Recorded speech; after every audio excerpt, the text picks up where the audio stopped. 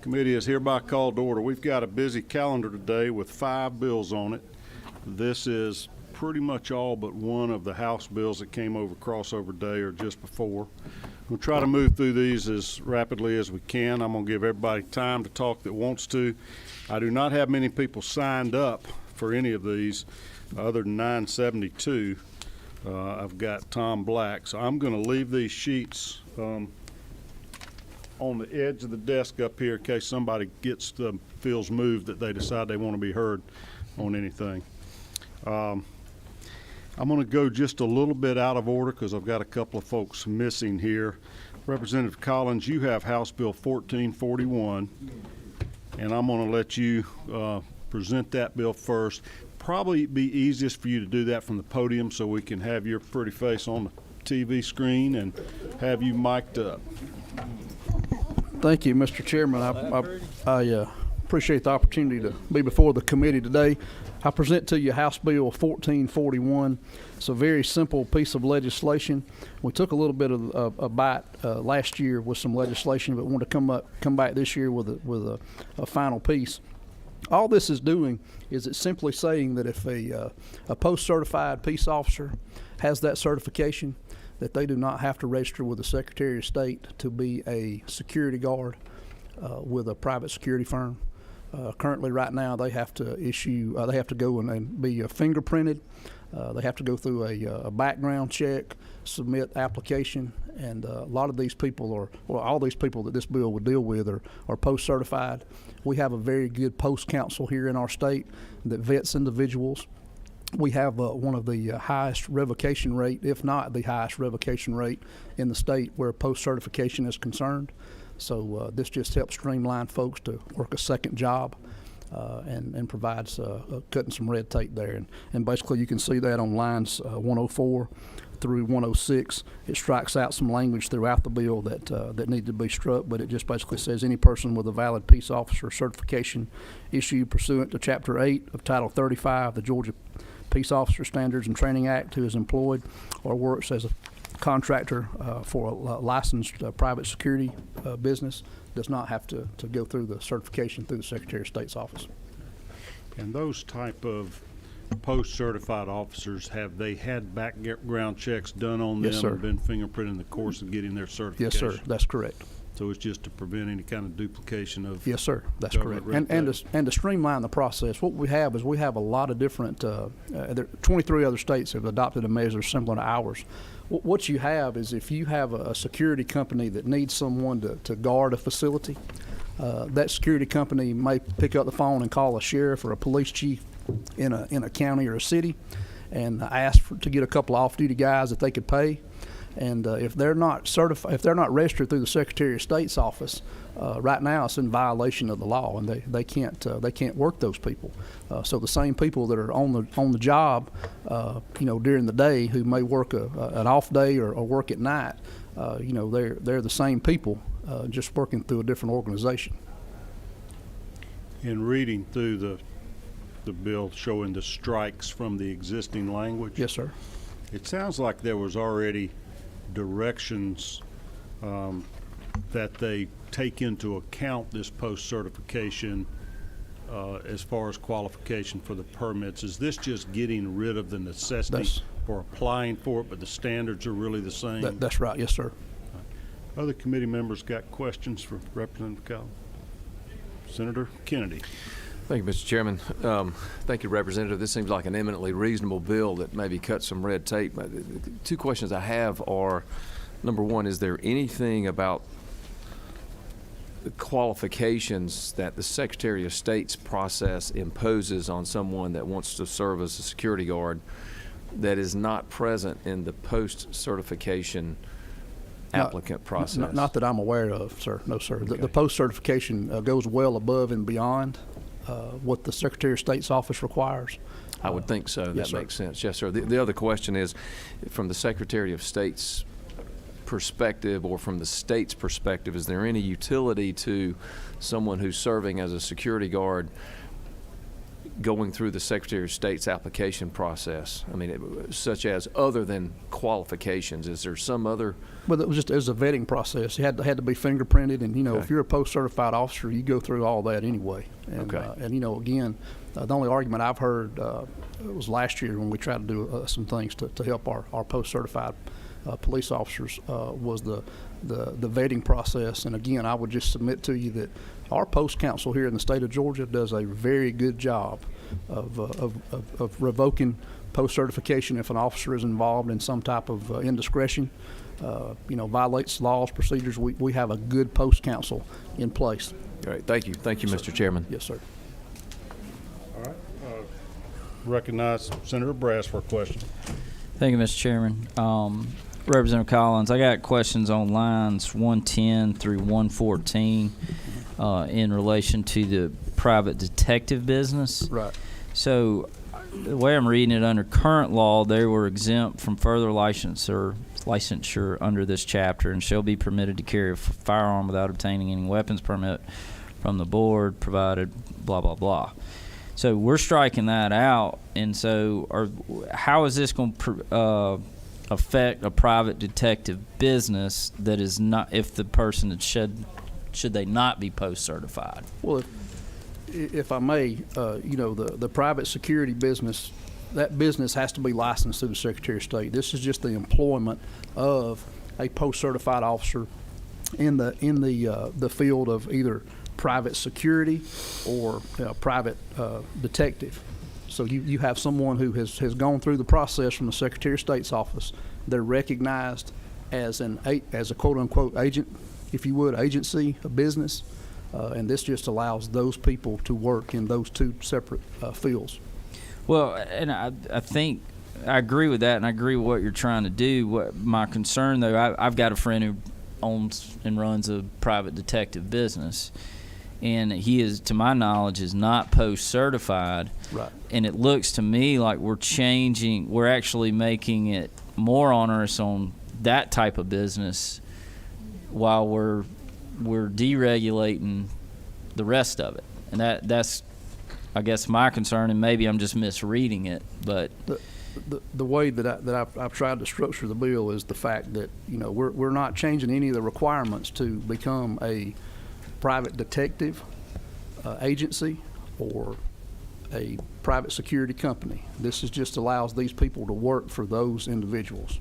So yes, you could have someone who is a private detective that has a business and he employs an off-duty peace officer, and that person just does not have to go through the stringent requirements of the red tape from the Secretary of State's office. That's all.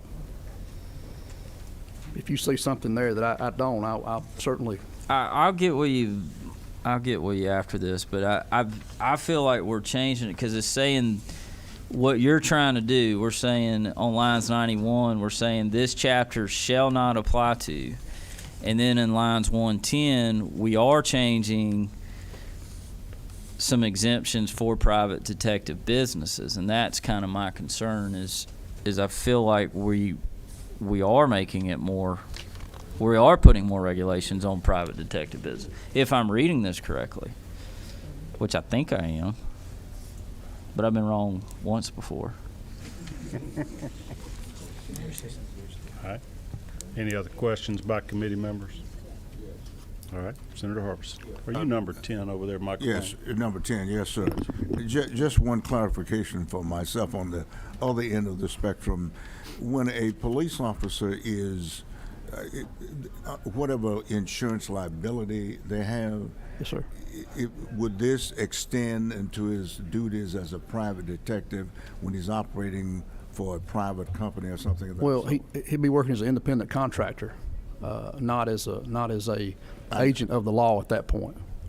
But what about his liability, like exposure? Would that carry over to that? I would have to defer to one of my attorney friends here for some guidance on that. I would suggest to you that if you're working in the employment of a company, that liability would be shifted to them and away from the agency that he worked for as a peace officer. Because of the city or the county. Other questions? All right, does anybody want to speak on this issue? I didn't see anybody signed up. Anybody in the crowd? All right, what's the pleasure of the committee?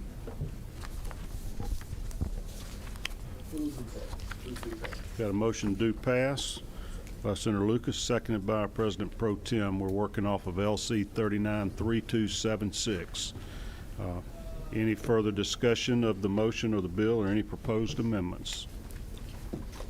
All right, then we'll go ahead and call this for a vote. All in favor of the motion do pass, House Bill 1441, raise your hand.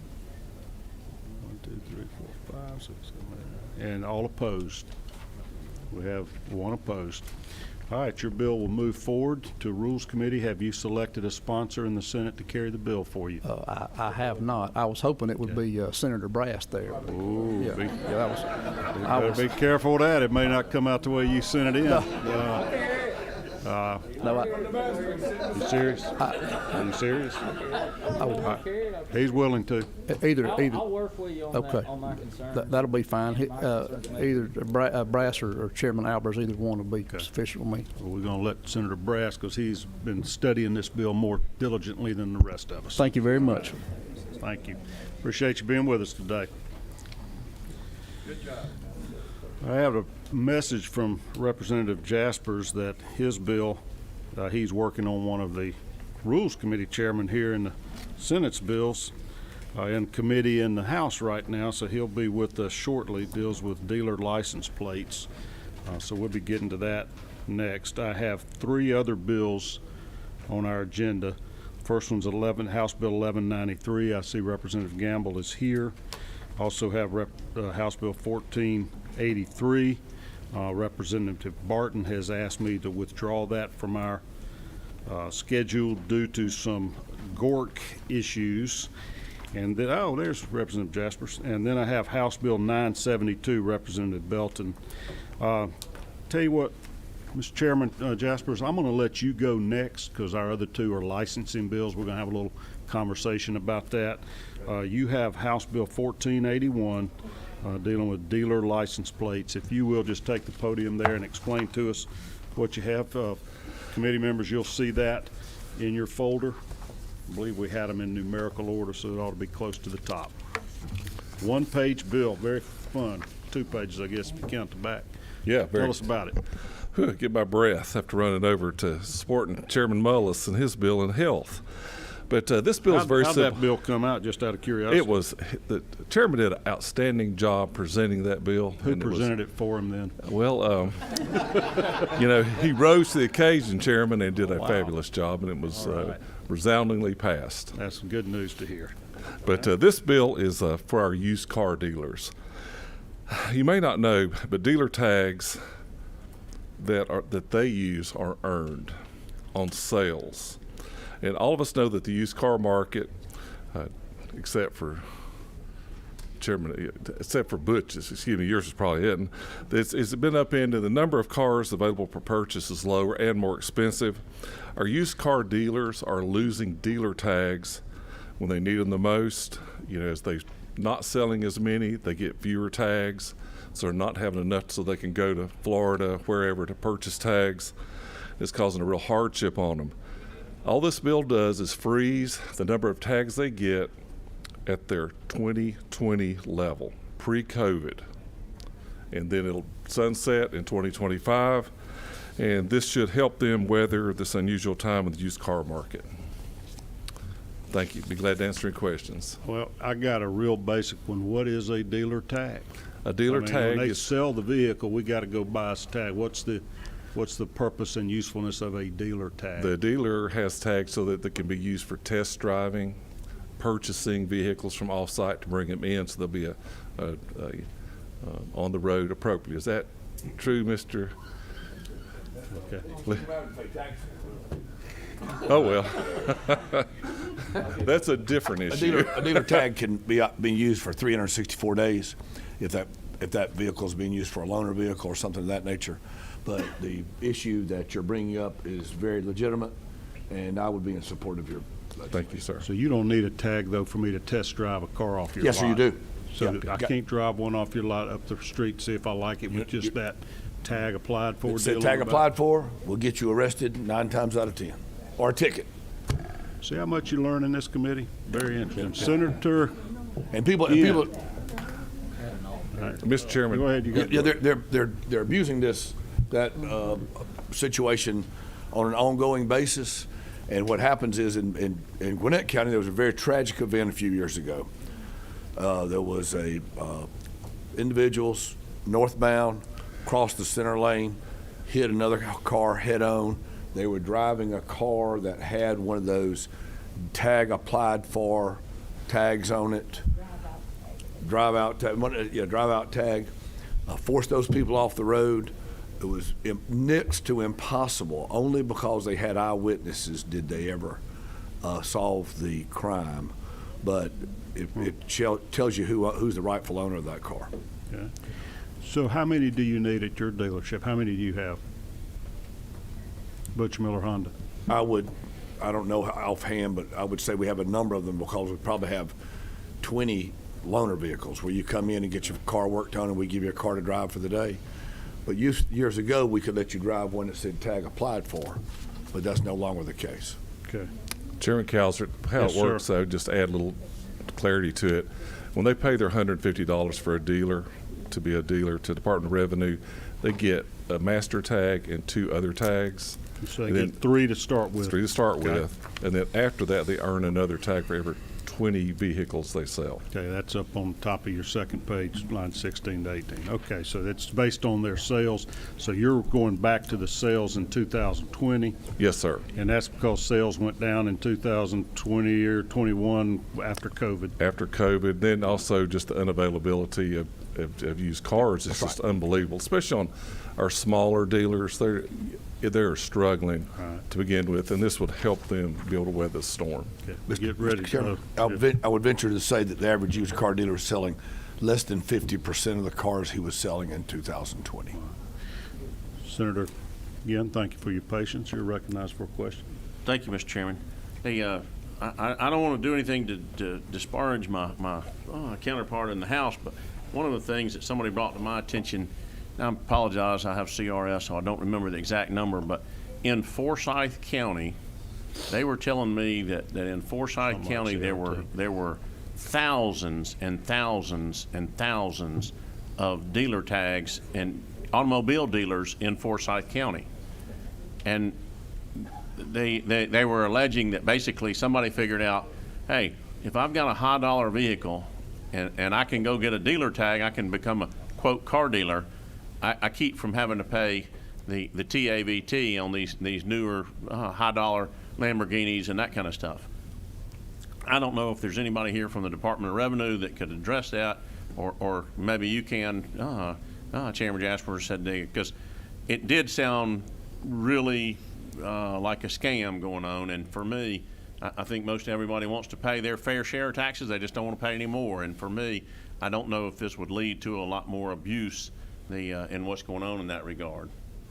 Well, I guess let me just say, I, too, Chairman Ginn, have looked into this. I met with the Department of Revenue yesterday morning as I learned about this. In Forsyth County, they have 1,100 auto dealers. 1,100 automobile dealers in Forsyth County. Gwinnett County, if I'm going off memory, it's on my desk. I'm trying to remember exactly what it says. But it's something like 6,000. And Fulton County is 12. It ended up being, Chairman, again, 20,000 total. And so each one of these dealers, Yes. if I interpolate from the math, get a minimum of 3 Yes. tags, and then each one of those could, if they're selling anything, could have multiples. And I'll say my good friend from Gainesville would probably be selling. Might be your ex-friend from Gainesville if you ain't careful. But he might be selling thousands of automobiles. Thank you. But it is one of those things that I think there's a cost in this to the state of Georgia in issuing this many dealer tags, and it's a concern. And Chairman, again, you're right. That is a concern. I know my intern here, Andrew, and I talked about this morning. These are two separate issues. I'm looking after by the used car dealers that are in all of our communities. But that's an issue I challenged DOR to really look into. They sent me some ideas this morning. I think they had a little brainstorming session of things they could do. They'll take the chairmen of the transportation committees to get together and come up with something to really fix this. It looks a little bit more complex than it is just a simple change. Senator Harbison. Yeah, thank you. Just briefly, as an aside from the President Pro Tem's comment about the tags, temporary tags are illegal, I had no idea. You see them by the hundreds. I mean, they just write people on. Has anybody here not seen them? I mean, Just tag applied for or something like that? it has a number. No, they don't have numbers on them. Senator Albers has your answer. I can Okay. answer your question. So Please. several years ago, we modified the law that you can have a temporary drive-out tag. You'll see it, they print it out with a sticker with a number and the state seal on it. That is for someone who just purchased an automobile. The difference here is what the dealership themselves are I understand using, that. right? I understand that. So that's the difference, Right. but. Okay. All right. Thank you, Chairman. Very thorough review of a very small bill. Any other questions? I'm gonna take a picture of it. Senator Anderson, you got questions? Okay. All right, what's the pleasure of the committee? Got a motion due pass from Senator Albers, got a second from the President Pro Tem. Any discussion or proposed amendments? All right, hearing none. All in favor, raise your hand. All opposed? All right, passes unanimously. Congratulations, Senator Mullis. We heard you gave a splendid performance over in the House. I didn't cry either. That's good. Thank you for being with us. We Thank you, appreciate Mr. you. Chairman. Do you have a sponsor in the Senate? I hadn't even talked to him, but favorite car dealer, did you know? Load the wagon, don't worry about the mule. Okay, thank you. All right. All right. That leaves us with two bills to deal with, House Bill 1193 and House Bill 972. Before we get started, I'm going to do a little educating to my committee. If you look in the very back of your folder, at the bottom of your pile, you will see some Georgia code sections that I have had copied and placed in everybody's file, so you'll know just what in the heck we're talking about here.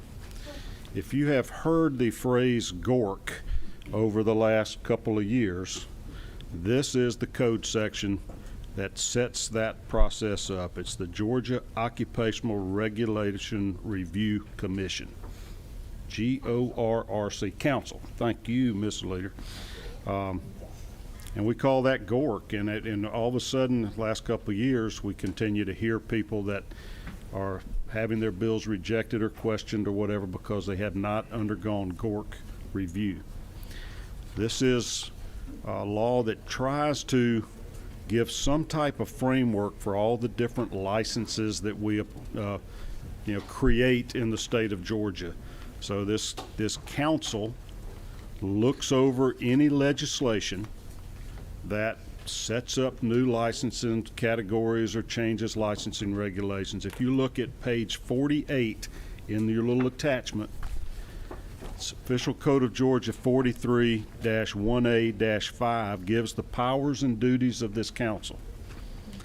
The first one, and that's why this keeps coming up here, is this council reviews all bills introduced in the General Assembly to license or certify a profession or business which is not currently licensed or certified by the state, based on the criteria set forth in a later code section. So flip your page over, and you'll see that other code section, 43-1A-6. It's the bottom of page 49. This sets forth the 5 factors that the council looks at to determine whether or not they should essentially certify or agree to the necessity of new licensing type legislation.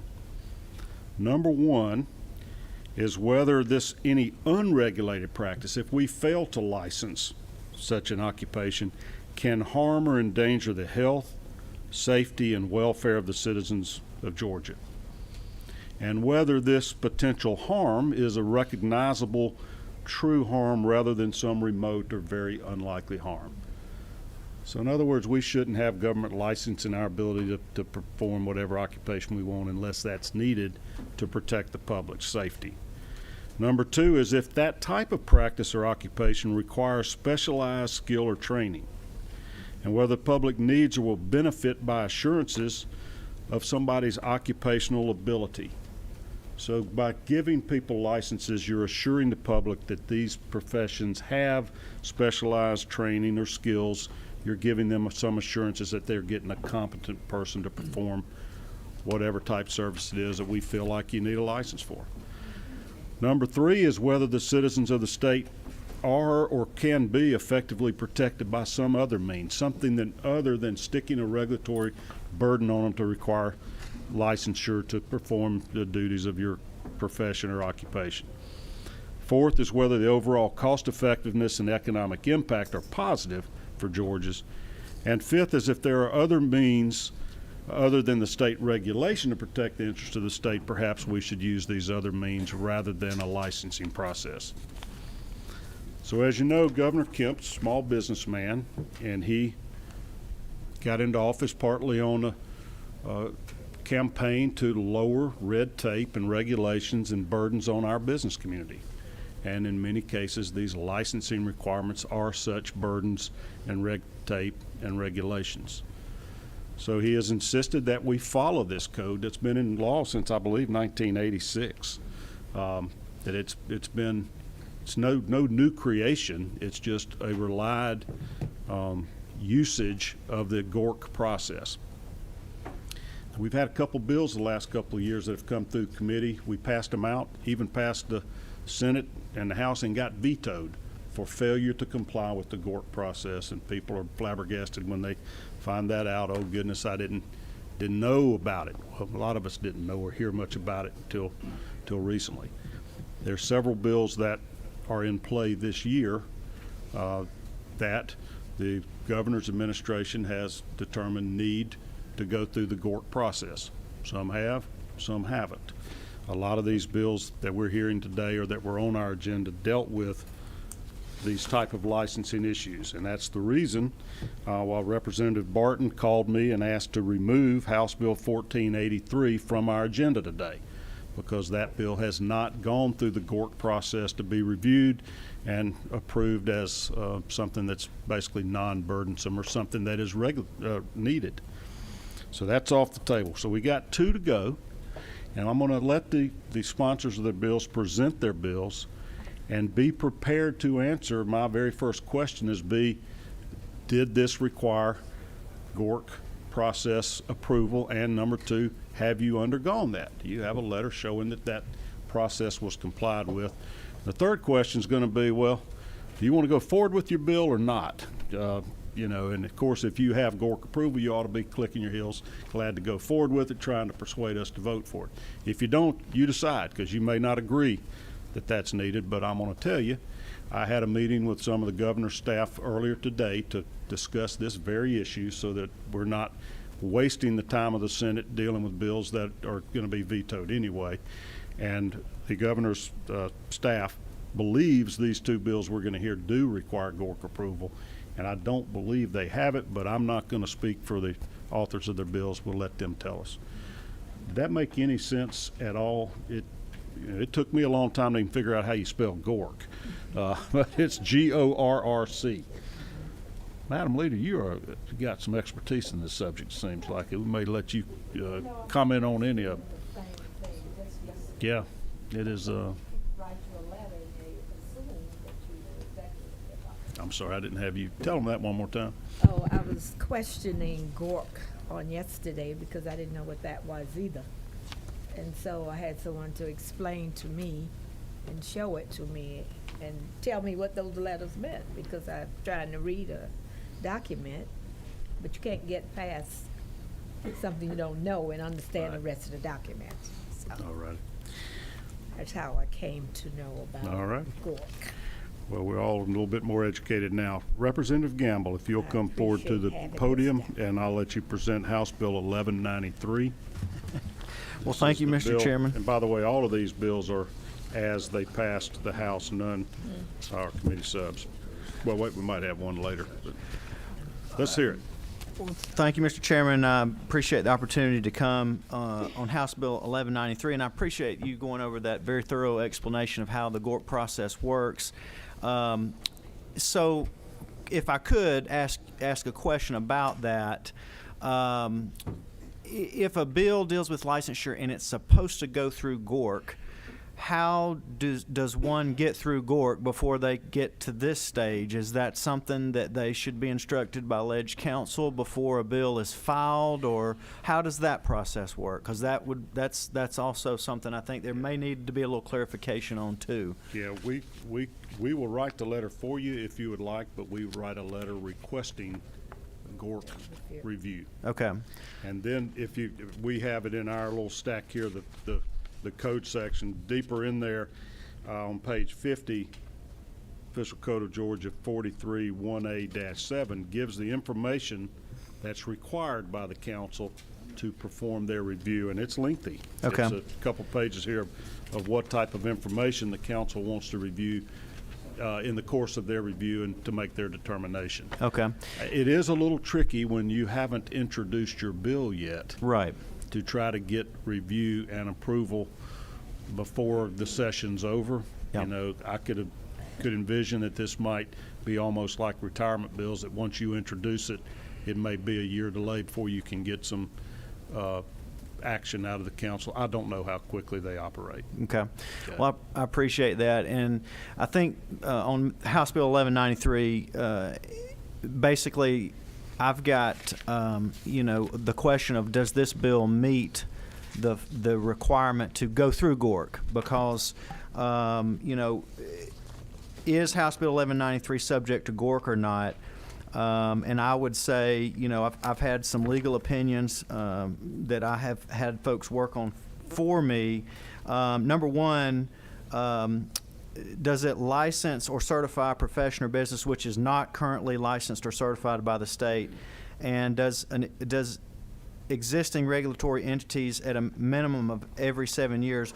Since 1193 only applies to funeral directors, a profession or business that is already regulated, the bill is not subject to review by the council, and I've had a couple legal opinions on this. I don't want to argue with the governor's office, and I know the executive branch certainly has the right to tell us if it needs to go through GORC.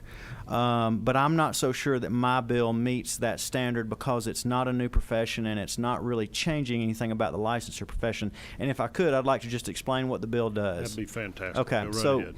in short, if you have a funeral director's license and you let it lapse, you cannot get it renewed.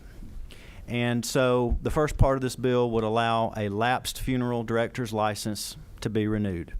The individual can't have had disciplinary issues in their past. They have to meet the CEU credits for continuing education. They have to do everything that everybody else already has to do. And they have to pay the appropriate fines and reinstatements as determined by the state licensure board to receive the license. And then the second part of the bill is that it allows for an individual to apply for a funeral apprenticeship more than 2 times. Currently, you cannot do that more than twice. And with one particular individual that had an issue with the apprenticeship, he went through a divorce and then had another issue with just life. Life happens sometimes. And so he was not able to get his funeral apprenticeship and was told he'd have to go out of state to do that, and then the state would recognize reciprocity. So it's a little wonky with what we're trying to address here, and so that was why I was a little bit in question as of to whether or not GORC really applied to this particular bill, since it's not a new profession we're licensing, and it doesn't really change anything about the the fundamental parts of funeral directors' licensure.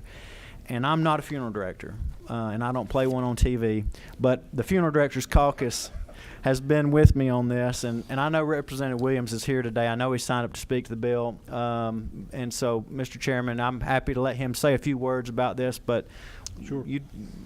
Like I say, I'm leaving it to you. We got, even though he's a lame duck, a mighty powerful rules chairman here today, and he'll be making an ultimate decision if you persuade the committee to to pass them out. And Certainly some so. folks may want to have continued conversations with the governor's office to try to persuade that it doesn't apply. I'm just telling you their position is they believe it does. Have you complied with GORC? Have you sent this for a GORC review yet? I have not. I'm willing to do that if that's what we need to do. Not I gonna just have time in the next 10 days, I can tell you that much. Okay, yep, But yep. I don't know how long it takes. All right, any Yep. questions for Representative Gamble from members of the committee? If not, we'll accept further testimony. Okay, Thank you for thank you. presenting this to Yep. us today. Tom Black? Or you'd rather speak, Representative? Okay. Yes, sir, if I could, please. Just to I give you a won't do little background on this. Back years ago, and my father was a product of this, where you worked at a funeral home, you served apprenticeship, you did not have to go to a mortuary college, and you could take a state board test and become a licensed funeral director. My father did that. My mother did that. I have a sister who did that. In 1976, the state board or the legislature changed the law. In order to become a licensed funeral director, you had to be an embalmer. So you had to go to mortuary college. Now, as I was serving, so you had to go to mortuary college to become a licensed embalmer. Then you could be a funeral director, which I'm both. So anyway, this occurred and happened to an employee of ours back about 12 years ago. I was chief registrar for Baldwin County at the time, and our governor was Secretary of State. And I laid out to him the situation of a guy who was 75 years old. He had been a funeral director for 40 years. He mistakenly let his license expire. And within the year, we were back to the State Board of Funeral Service asking for them to reinstate his license. They would not. They told him he had to go to mortuary college and become an embalmer before he could get his license back. Now, funeral directing is not rocket science, and he had been doing it for 40 years. And in my conversations with then Secretary Kemp, I explained the situation, and his words, Rick, they should charge him a late fee, a reinstatement fee, and renew his license. I said, yes, sir. He said, I said, well, you're the Secretary of State. He said, but I'm not the governor. Well, now he is the governor, and I'd like for him to do what he told me that he said then that should be done. You know, it's just like your driver's license. You can fail to renew your license, and you can drive on an expired license unless you get caught. But then when you realize next year later that your license were expired, and you drive up to the license division, you get out, you walk in and say, hey, I need to renew my driver's license. They'll tell you, okay, that'll be $55. They don't make you take a test. They don't make you go and drive to prove you can drive. They don't do any of that. Nothing changed. It's just a technicality. So I thank you for allowing me to speak. And just, you know, we've all heard of this GORC, and we've researched, and I've talked to the governor's office, tried to talk with Council Dove. I'm not sure that he really exists. I hear his name, but I've never seen him, and I can't meet him. But we'll keep trying, because I feel like, and the other issue I would like to state, this guy who's a funeral director, he's making $50,000 a year. And then when he is no longer able to get his license reinstated, he's not worth $50,000 a year. He's worth about $30,000 a year. So it's cut into his income. And he's lucky if he even keeps his job, because he's not able to carry out the duties that he was carrying out prior to his license expiring. Did anything change? Nothing but a piece of paper. I thank you for Do you hearing me think out. funeral directors should need to be licensed? Or is Sir? that just unnecessary government regulation and red Well, tape? it's to protect the profession, it's not protecting the public. See, I think that's what we're trying to get away from, you keeping competitors out of your business by requiring a It's license. not me. Yeah, well, I mean, Yeah. in general. So you Yes, don't, sir. you don't think there's anything that's, endangers the health, safety, or welfare of citizens that need any special skill or training to be a funeral director? No more than a car dealer. Okay. All right. I mean, really, it's you're trained, you're I got it. apprenticed, and you know what you're doing. All right. You know what you're doing. But the embalming and the public health, that is licensing, yes, sir. But there is a move to split the license back up. So I think that's what you'll be seeing coming in the future. All right. Senator Miller, question? Motion to table. I'm kidding.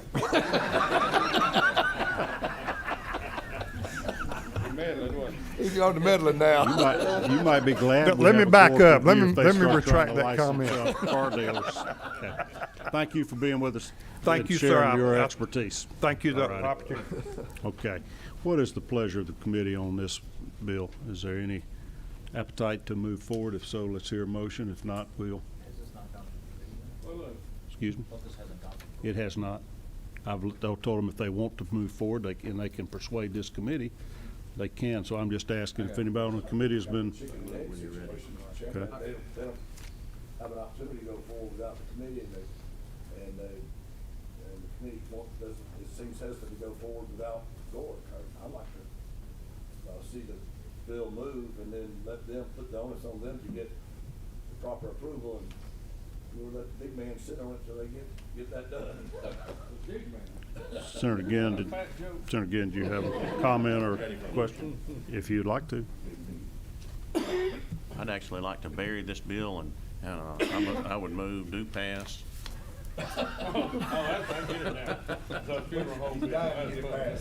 Is there a second? Second by Senator Miller. Second by Senator Miller. I want to be the last one to let him down. Any discussion among the committee? All right, I don't hear any discussion, any proposed amendments. All right. I'm gonna give this committee an award. Any, all in favor, raise your hand. It's unanimous. Representative Gamble, do you want the bill to move forward? I probably should ask you before I took the vote, accepted the motion. Do- I agree with what you said. And do, I'd rather keep it moving. do you have a sponsor? Senator Brass, I hate to call you out. I voted for it. Yeah. You want to? He's agreed to do that, and you'll be needing to go talk to Senator Mullis at this point to see. Yeah. And I'm gonna recommend you also go talk to the governor's office, because we got a lot of House bills over here, and you're killing other House bills if we're moving a bill that's gonna get vetoed. We just don't have time to handle them all. All right, but thank you for being here, and appreciate it. Very good to see you. All right, last bill on our agenda, House Bill 972, Representative Dave Belton. And if you want to sit up here, you can, Dave, because I know you got Aubrey Valines with you that he's our subject matter expert on this. Thank you, Mr. Chairman. Thank you for the committee. I do appreciate you letting me bring Aubrey. He's actually the guy who wrote the last bill in 1985 when I was in high school, and he messed it up so bad that we got to come fix it today. So I appreciate your expertise there, Aubrey. This is not a military bill. I usually bring military bills, but the reason I came to this was because the military wanted a counseling compact bill. But as I worked more and more on this bill, I remember Petty Officer Second Class Alex Gonzalez, who was a very good friend of mine, who killed himself. And if he had had a more counseling, he would not have done that. And so I'm very, very, there's a crisis in America right now for mental health. The governor's talked about that. Governor's put a lot of effort into mental health this year, and that's why this bill is so needed right now. This is a 1985 law update, cleanup, to lower red tape and have less regulations so that we can get counselors, social workers, marriage and family therapists on the job. If we pass this bill, over 1,700 people can be in Georgia right now as a counselor, and that's what this bill would do. And then another 2,600 is in the works right now, trying to get to their process. But this would immediately bring 1,700 more counselors in Georgia right now. And with COVID and everything that's been going on recently, I know that y'all know that we need this with more counselors in Georgia. We have gone through about 26 subs. I want to say a shout out to Sean Marie's story.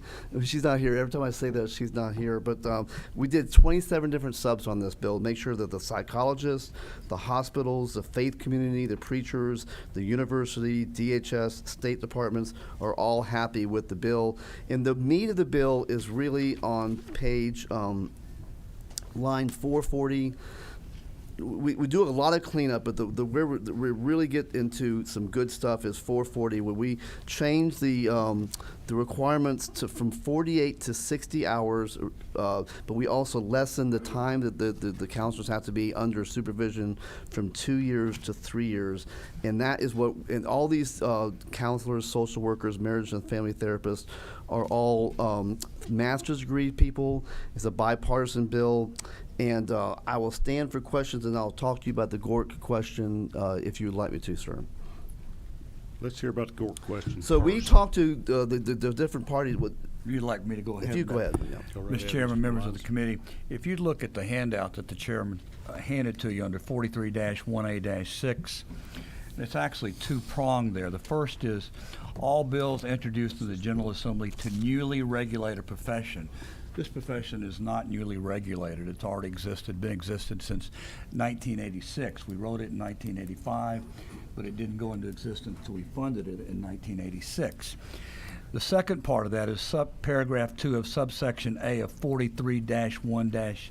Now, if you flip back over to the other section, the powers and duties of the council, paragraph 2 relates to the sunset provision, whereby we used to have a standalone sunset law, which every 7 years you review these occupations and license where they still should exist.